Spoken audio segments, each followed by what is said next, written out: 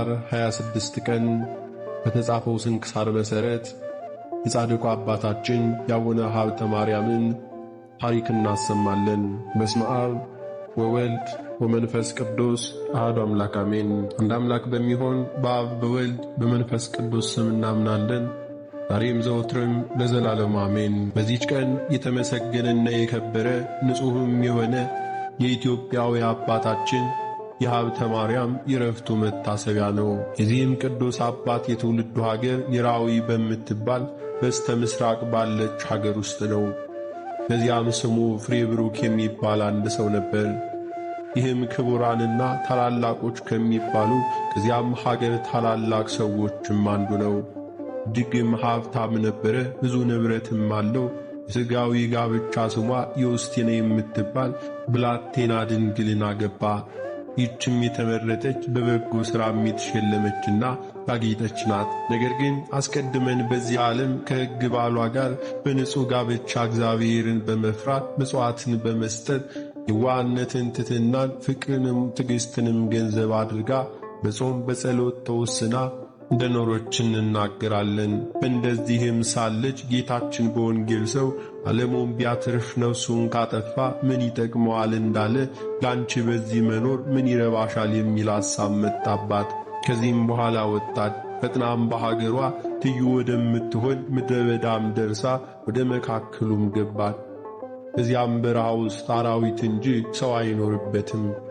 በዚያም ደጃፏ የተከፈተ ታናሽ ዋሻ አግኝታ ምንም ሳትነጋገር ወደ ውስጧ ገብታ ቆመች። የዳዊትንም መዝሙር የሚጸልይ አንድ ሰው አይታም ደነገጠች። እርሱም ባያት ጊዜ ፍርሃትና መንቀጥቀጥ በላዩ ላይ ወረደበት። በመስቀል ምልክትም በላዩ አማትቦ እግዚአብሔርን ስም ጠራ። እንዳልዋሸችም አይቶ ሰው መሆኗን ሁሉ አወቀ። ባወቀም ጊዜ እንዲህ ብሎ ገሠጻት። ወደዚህም ምን አመጣሽ? ለእኔ እንቅፋት ትሆኚኝ ነውን? አሁንም ከዚህ ፈጥነሽ ሂጂም አላት። እርሷም አባቴ ሆይ አንተ እንዳሰብከው አይደለም፣ እኔ ለሕያው እግዚአብሔር ልጅ ኢየሱስ ክርስቶስ ለሆነው አገልጋይ ነኝ እንጂ በእርሱም ፍቅርና በእናቱ በእመቤታችን በቅድስት ድንግል ማርያም ፍቅር ያለኝን ሁሉ ትቼ ንቄ ከዚህ ዓለም ወደዚህ መጣሁኝ። በዚህም ቦታ ከአራዊት በቀር ሰው እንዳለ አላወቅኩም።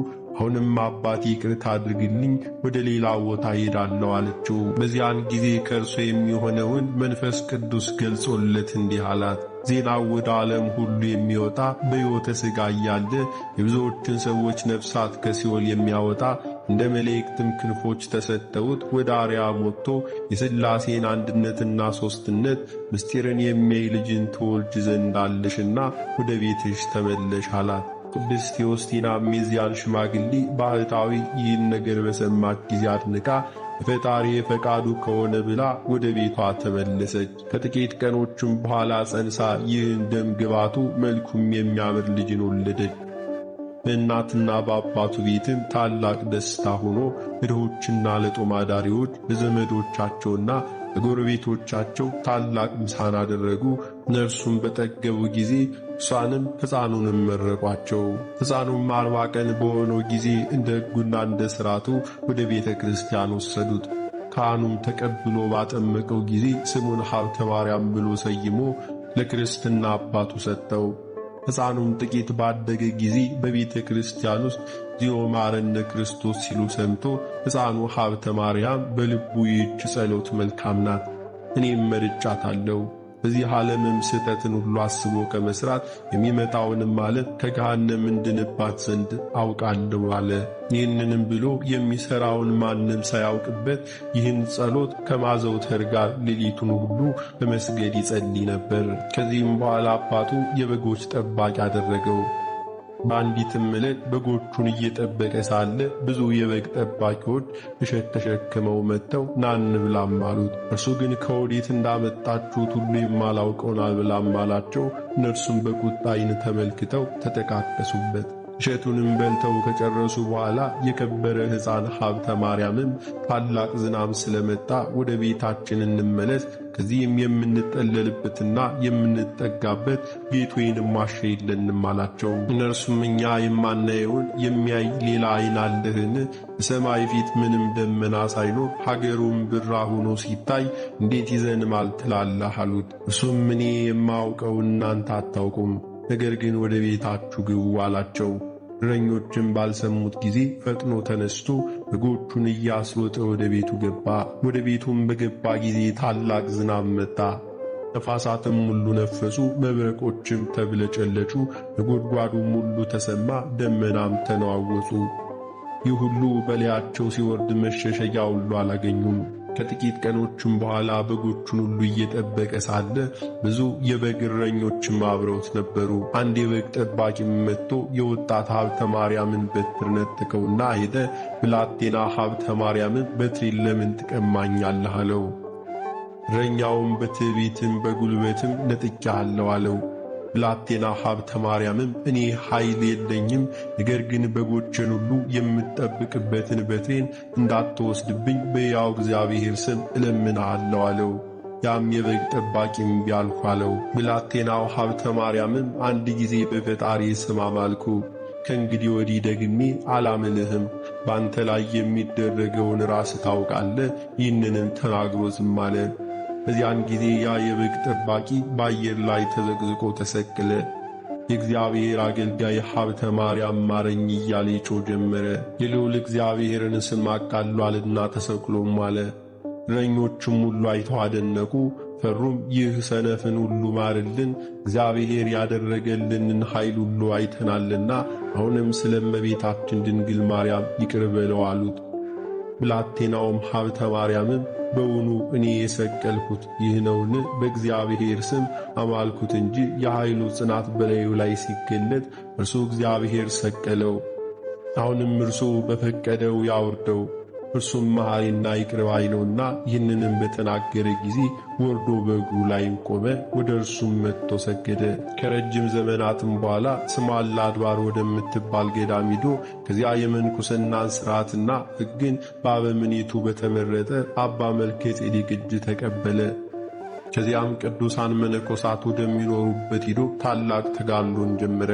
እሱም በባሕር መካከል በመቆም የዳዊትን መዝሙር ሁሉ ያነባል። በባሕር ውስጥም ሰጥሞ ግንባሩን አሸዋ እስኪነካው 500 ጊዜ ይሰግዳል። ከሰንበት ቀኖች በቀር እህልም አይቀምስም ነበር። ከዚያም በኋላ እህልን ትቶ እንደዋልያ የዱር ቅጠል የሚመገብም ሆነ። 40 80 ቀንም የሚጾምበት ጊዜ አለ። ከባሕር ውስጥም በሌሊት ቆሞ በማደር በቀንም 4 ወንጌላውያን ያነባል። ሌሎችም መጻሕፍትን በእንዲሁ ያለ ሥራ እየሠራ ብዙ ዘመን ያክል ኖረ። ብዙ ተጋድሎና ድካምንም ባስረዘመ ጊዜ ጌታችን መድኃኒታችን ኢየሱስ ክርስቶስ ወደ እርሱ ተገልጦ መጣ። ከእርሱም ጋር የመላእክት አለቆችም የከበሩ ሚካኤልና ገብርኤል የመላእክት ማኅበር ሁሉ በዙሪያው ሆነው እያመሰገኑት ነበር። ወዳጄ ሀብተ ማርያም ሰላም ላንተ ይሁን አለው። በዚያንም ጊዜ ከግርማው የተነሣ ወድቆ እንደ በድን ሆነ። ጌታችንም በከበሩ እጆቹ አንስቶ እፋለበትና ጽኑ ኃይልን ላሳደርብህ እንጂ ላጠፋ አልመጣሁምና ተጋድሎህንና ድካምን ሁሉ በኢየሩሳሌም ሰማያዊት እንደተጻፈ በእውነት እነግርሃለሁ። እነሆ እኔ በጎ ዋጋህን በዚህ ዓለም በሚመጣውም ዓለም እከፍልሃለሁ። የማቴዎስና የማርቆስን ወንጌል በምታነብ ጊዜ በተራራዎችና በዋሾች በፍርኩታም ሁሉ ተሰውሮ የሚኖሩ እንዳንተ ካሉ ቅዱሳን ጋር ለመገናኘት በላዩ ተቀምጠ ወደ ምስራቅ፣ ወደ ምዕራብ፣ ወደ ሰሜን፣ ወደ ደቡብ የምትበርበት የብርሃን ሰረገላ አልሰጠው። ሉቃስና ዮሐንስ የጻፉትን ወንጌል ባነበብክ ጊዜ ሥጋዬና ደሜን በዚያ ትቀበል ዘንድ በላዩ ላይ ተቀምጠ ወደ ኢየሩሳሌም የምትሄድበትን የእሳት ሰረገላ ሰጠው አለው። ከብዙ ዘመናትና ከብዙ ተጋድሎ በኋላ የሚሞትበት ጊዜ ሲደርስ ለሞቱ ምክንያት የሆነ ቸነፈር ያዘው። ክብር ይግባውና ጌታችን ኢየሱስ ክርስቶስ ወደ እርሱ መጥቶ ወዳጄ ሀብተ ማርያም ሰላም ላንተ ይሁን። ዛሬ ግን የመጣሁት ከድካም ወደ ዕረፍት ልወስድ ነው። እነሆ 7 አክሊላትን አዘጋጅቼልሃለሁና አንዱን ስለ ድንግልና፣ ሁለተኛው ዓለምና በውስጡ ያለውን ሁሉ ትተህ በመውጣት፣ ሦስተኛም ፍጹም ስለሆነው ምንኩስናና፣ አራተኛም 4ቱን ወንጌሎች ሁሉ አዘውትረ የምታነብ በመሆን፣ አምስተኛም ስለ እኔ ፍቅር መራብና መጠማትን ስለመታገስህ፣ ስድስተኛም በልብ ቂምና በቀልን ባለማሳደር፣ ሰባተኛውም ስለ ንጹሕ ክህነትና ስለምታሳምረው ያረገ የተወደደ ዕጣንና መሥዋዕት ሰጠው። እሊህ 7ቱ አክሊላት ለእያንዳንዳቸው 15 ኅብር አላቸው። መታሰቢያን ካደረጉና በጸሎት ከተማጸኑት ጋር የምትገባበትን ቤት በውስጡ 500 የወርቅ አምዶች የተተከሉባትን ሰጠውህ።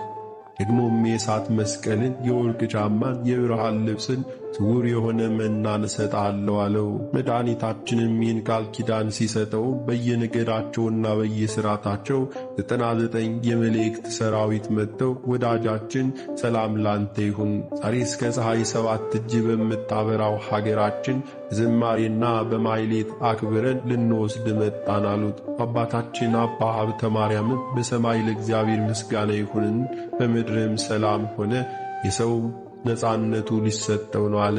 ይህንንም በተናገረ ጊዜ ጌታችን በሦስትነቱ ተገልጦ ታየውና የመጥምቁ ዮሐንስን አገር ተጠጋግታ ያለችውን ከፀሐይ 7 እጅ የምታበራውን አገር እሰጥ ዘንድ ለራሴ ማልኩልህ አለው። መታሰቢያን የሚያደርገውን በስምህ ለቤተ ክርስቲያን መባ የሚሰጠውን ስምህን የጠራውን ወደዚህች አገር ሁሉ አገባዋለሁ። 4ቱን ወንጌላውያን እያነበብ ስለ ኖርክም የእያንዳንዲቱን ቃል ፍሬ ሁሉ 1,000 አደርግልሃለሁ።